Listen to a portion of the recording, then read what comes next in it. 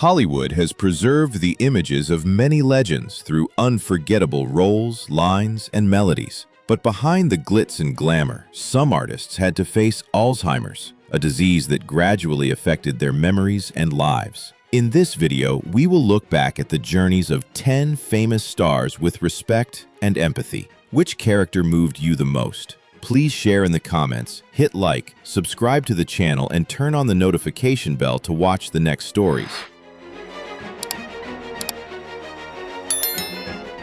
Just mentioning the brown hat, the cane, and that gaze at once friendly and unpredictable, many audiences will immediately remember Willy Wonka. But Gene Wilder was never just about one role. In The Producers, Young Frankenstein, or Blazing Saddles, he could shift from a calm demeanor to a sudden burst of comedic energy in just seconds. Behind that somewhat quirky style was an actor who always precisely controlled his voice expressions and the rhythm of every scene.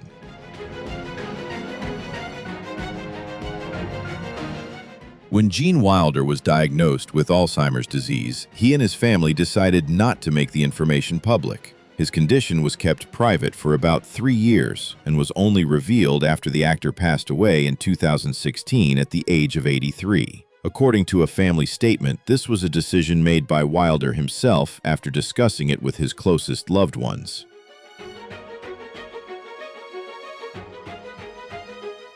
Yes! Whoa! Oh boy! Or just a little while longer when I can give myself to you without hesitation. His choice for privacy didn't stem from wanting to protect a star's image. Gene Wilder understood that many children still recognized him as Willy Wonka. He didn't want an excited encounter with these children to suddenly turn into anxiety when adults mentioned his illness or the changes in his health. His family stated that Wilder always cherished the smiles that this character brought and didn't want to be the reason that joy diminished.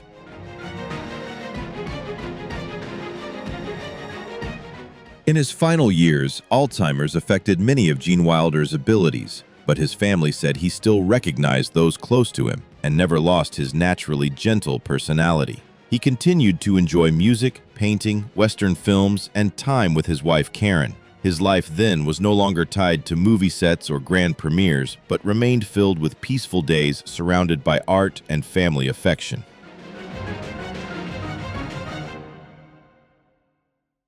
Gene Wilder spent most of his career bringing audiences into imaginative worlds. At the end of his life, he chose to step back from the public eye to preserve the beautiful memory children had of Willy Wonka. That decision doesn't make his story sadder. It shows that even as his health changed, Gene Wilder still cared about the feelings of others in his own unique way.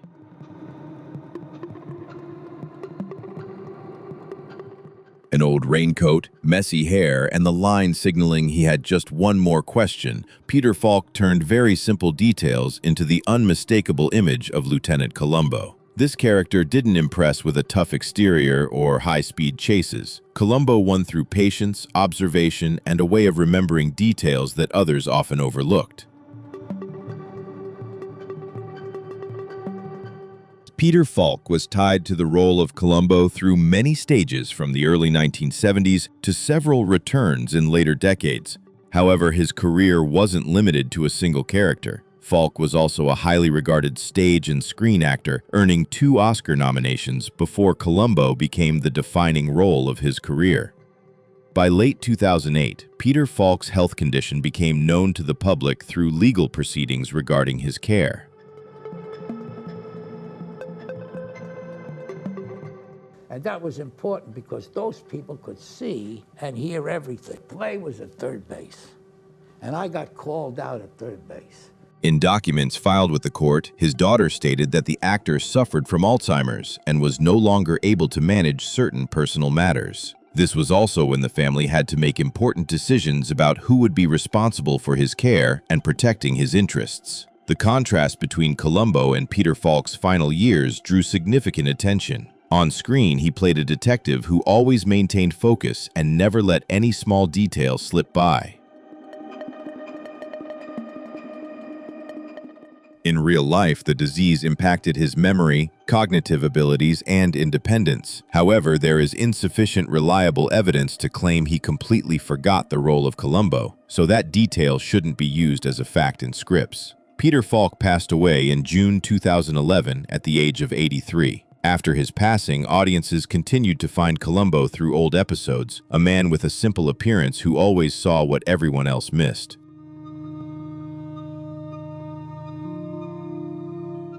But when remembering Peter Falk, what's worth noting isn't just the contrast between the role and the illness. His story also reflects a very real issue that many families face when a loved one gradually loses the ability to care for themselves. Love must go hand in hand with patience, responsibility, and decisions that are never easy. Love, responsibility, or patience, in your opinion? Which is the hardest to maintain when caring for a loved one with the disease? Let's discuss in the comments. Remember to like, subscribe to the channel, and turn on the bell to keep following our videos. Before Alzheimer's was as well understood by society as it is today, changes in memory and behavior were often explained away by prejudice. Rita Hayworth was one of the famous stars who had to live through a period where even those around her didn't have enough knowledge to recognize what was happening. During Hollywood's golden age, Rita Hayworth was an icon of beauty, dance, and screen presence. She began learning to dance at a young age and brought that physical control into her acting career.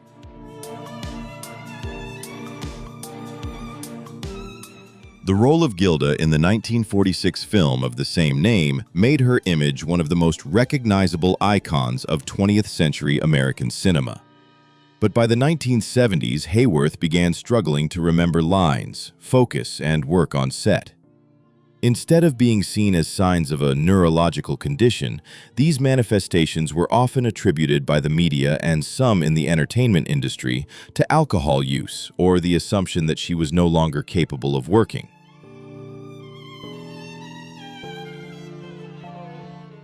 At that time, Alzheimer's disease was not yet widely discussed by the public, and many cases were diagnosed late. It wasn't until the early 1980s that Rita Hayworth's condition was identified as Alzheimer's. The diagnosis helped her family understand that the previous changes were not character flaws and did not simply stem from old age. Her daughter, Princess Yasmin Aga Khan, was directly involved in caring for her mother and chose to share this story with the public.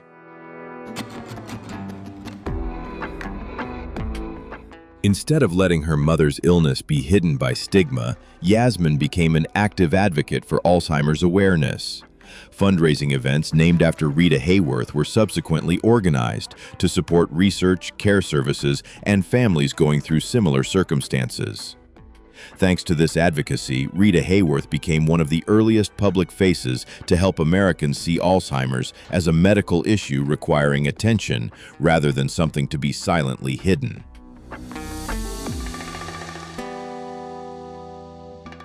Rita Hayworth passed away in 1987, but her story didn't end with her years living with the disease. Audiences still remember Gilda, the graceful dance steps, and the image of a star who once commanded the screen. Simultaneously, her experience contributed to opening necessary conversations about early diagnosis, empathy, and the dignity of those suffering from cognitive decline. Perhaps Rita Hayworth's most special legacy lies in two parallel memories. One belongs to cinema, where she shines forever in classic films. The other belongs to the community, where her story has helped many families understand that patients should not be judged for changes beyond their control.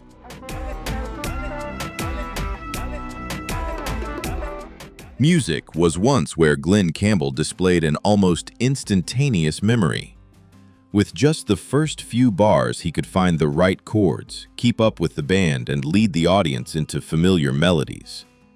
Before becoming a country music star, Campbell was a talented studio guitarist, contributing to many famous recordings and earning high praise for his masterful technique.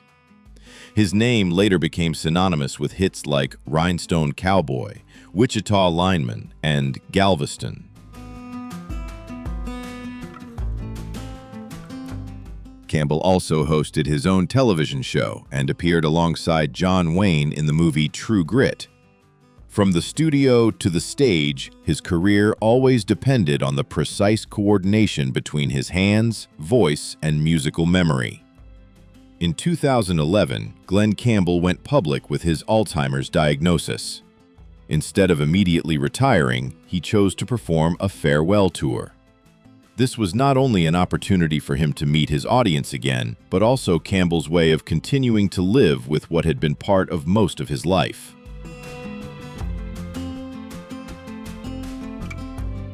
Family members accompanied him on the tour. They supported Campbell when he forgot lyrics, lost focus, or needed to be reminded of the next song. There were times he struggled to follow a conversation, but when the guitar was placed in his hands, skills honed over decades allowed him to keep performing. This journey was captured in the documentary Glen Campbell, I'll Be Me. The work shows not only the changes caused by Alzheimer's, but also reflects the family's patience and the special power of music. Campbell didn't try to hide his condition. He allowed the audience to see both the moments of brilliance and the times he needed help. Glen Campbell passed away in 2017 at the age of 81. He left behind a vast musical legacy, but his final tour also became a memorable part of that legacy. Campbell showed that a person can still connect with family audience and their passion even when memory is gradually fading.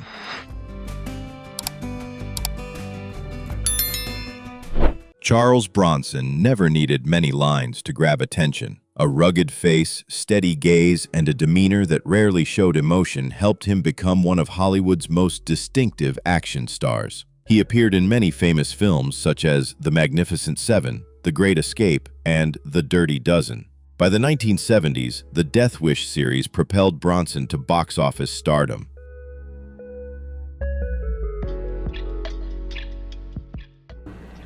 A few other boys and myself, we robbed the company store. I was shot off a boxcar. But it was shot or shoved? Shot off. His characters were often independent men who acted decisively and rarely sought help from others. Behind that strong image was a life that began in difficult circumstances. Bronson grew up in a large family in Pennsylvania and once worked in the coal mines. After serving in the military, he pursued acting and persistently took on many small roles before becoming widely known to the public.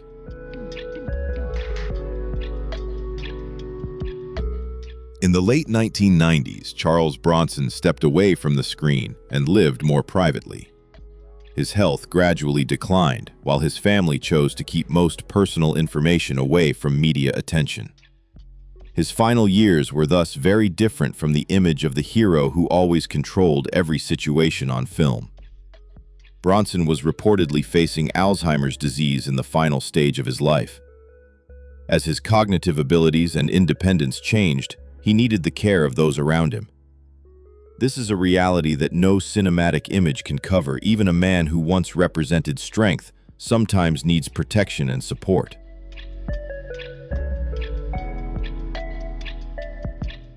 Charles Bronson passed away in August 2003 at the age of 81. His final years didn't diminish the value of the career he built.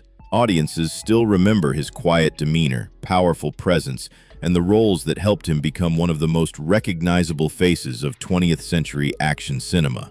Charles Bronson's story reminds us that the human behind an icon is always more complex than the character they portray. True strength lies not just in standing alone, but in being treated with respect when one can no longer do everything by themselves.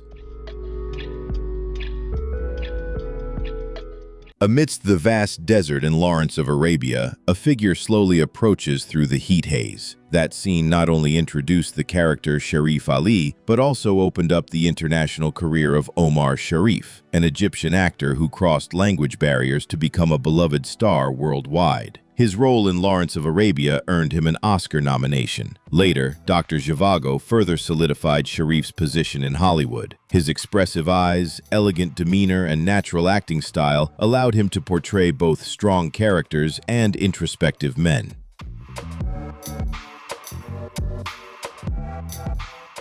Off-screen, Omar Sharif was also known for his passion for bridge. He participated in many international tournaments and wrote commentary columns about the game.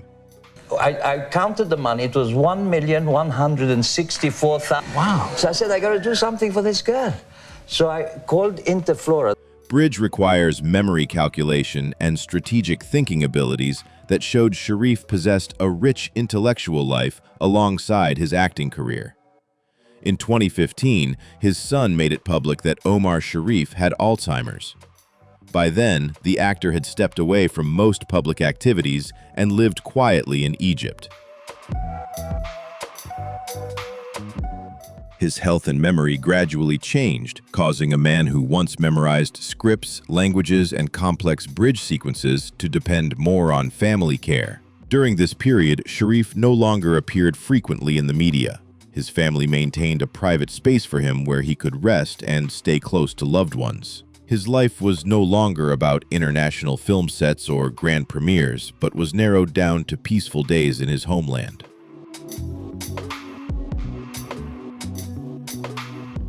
On July 10, 2015, Omar Sharif passed away from a heart attack in Cairo at the age of 83.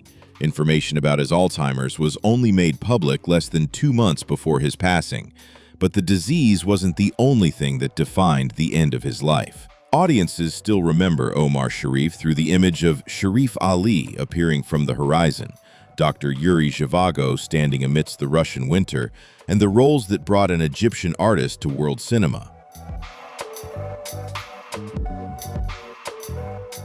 A person's memory may change, but the emotions he left on screen continue to live across generations of audiences. Omar Sharif once took audiences across the desert through the Russian winter and through unforgettable love stories. Which of his films left the deepest impression on you? Share below, and remember to subscribe to the channel to continue the journey back to the golden age of cinema.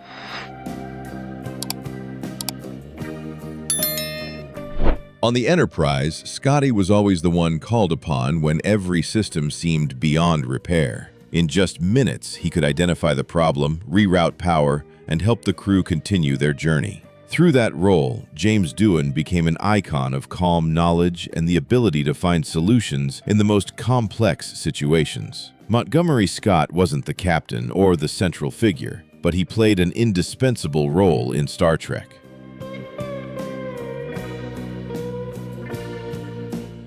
Scotty's distinctive voice, sincere portrayal, and dedication earned Doohan enduring love from the fan community for decades. His final years brought him to a completely different challenge. Alzheimer's disease gradually affected the actor's memory and cognitive abilities. That change created a quiet contrast with the image of the engineer who could once memorize complex systems and always knew exactly what to do.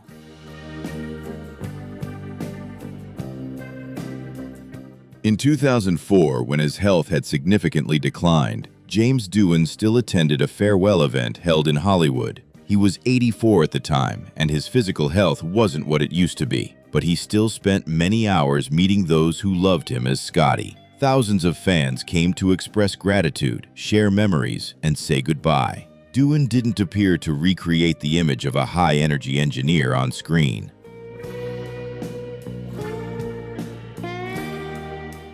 He came as an artist, wanting to give the audience a final chance to connect while he could still be present with them. That moment showed that the relationship between an actor and fans can go far beyond the limits of a film. James Doohan's memory might have gradually changed, but Scotty continues to live on in popular culture and in the hearts of those who have accompanied Star Trek through many generations. There are actors whose voices audiences recognize immediately. For Burgess Meredith, the raspy voice, strong dialogue rhythm, and the energy always present in every scene became an unmistakable signature. Moviegoers remember him as Mickey, the strict but dedicated trainer of Rocky Balboa. In the 1960s Batman television series, Meredith transformed into the Penguin with a completely different gait, laugh, and style. Regardless of the character he took on, he knew how to create a clear presence from the very first seconds. Burgess Meredith's career spanned over 7 decades. He didn't just read lines, he used his voice, eyes, and movement to create a unique personality for each role. That versatility helped him remain active on stage, television, and film. In his final years, Meredith had to face multiple health issues at once. While being treated for melanoma, Alzheimer's also gradually affected his memory and cognitive abilities. His final acting jobs thus required more patience and support from directors and crew members. Most of these changes occurred outside of public attention. On screen, audiences still saw a strong Mickey urging Rocky to keep getting up, but in his private life, the artist, once famous for his vibrant energy, gradually lived more quietly as his health no longer allowed him to maintain his former pace. Illness was a part of Burgess Meredith's final chapter, but it cannot represent his entire life.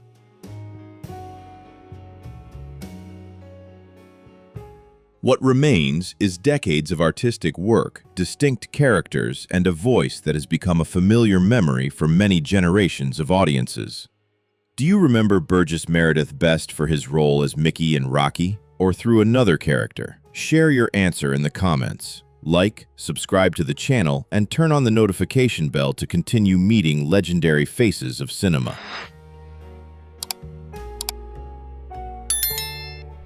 Not every story about Alzheimer's is told through public appearances. There are stories that take place in a quiet house where loved ones repeat care tasks every day with patience and affection. Eddie Albert's final years were such a story. In the sitcom Green Acres, he played Oliver Wendell Douglas, a city lawyer trying to use reason in a world full of unpredictable situations. The character's humor was built on his seriousness, articulate speech, and confusion in the face of things that couldn't be explained by common logic.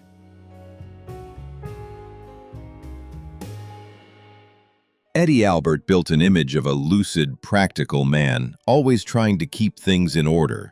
However, as he aged, Alzheimer's disease gradually affected the very cognitive abilities that contributed to his acting style. Albert lived to be 99, but a long life also meant he needed continuous care for a significant period. His son, actor Edward Albert, set aside many professional activities to become his father's primary caregiver.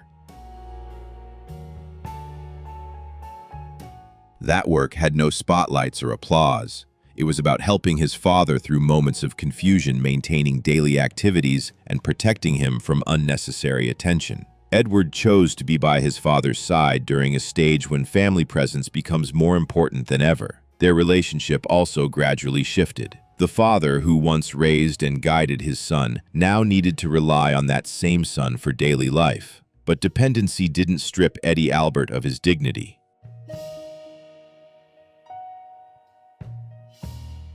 On the contrary, the way he was cared for showed that a person's value doesn't depend on how much they can still do for themselves. Audiences still remember Oliver Wendell Douglas in a sharp suit with rational explanations. Behind that image is a simple but profound family story where love is expressed not through grand words but through the patience of staying by someone's side. Charlton Heston often took on roles that were larger than life. He was Moses, standing before the Red Sea in the Ten Commandments, Judah Ben-Hur in the famous chariot race, and George Taylor facing a completely changed world in Planet of the Apes. A deep voice, steady demeanor, and the ability to portray strong will helped Heston become a familiar archetype for characters carrying great responsibility.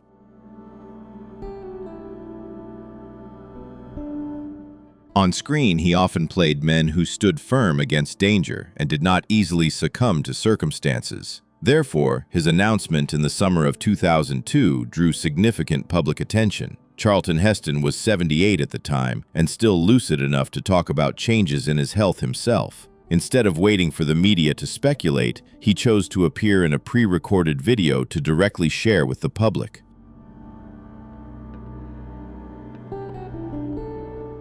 Heston stated he was facing a neurological disorder with symptoms consistent with Alzheimer's disease. He calmly admitted that the future might affect his ability to remember, recognize friends, and maintain life as before. That message was not constructed as a mournful farewell. Heston spoke with composure, thanking the audience and proactively presenting his condition while he still had the ability to choose how the story was told. In cinema, Charlton Heston often portrayed men trying to seize control in the face of grand circumstances. In real life, he couldn't decide how the disease would progress, but he could still choose honesty and proactivity in how he faced it. That is why his story becomes a fitting conclusion for this list. Charlton Heston didn't just leave behind powerful roles. He showed that dignity can be preserved through composure, clarity, and the courage to speak the truth about oneself.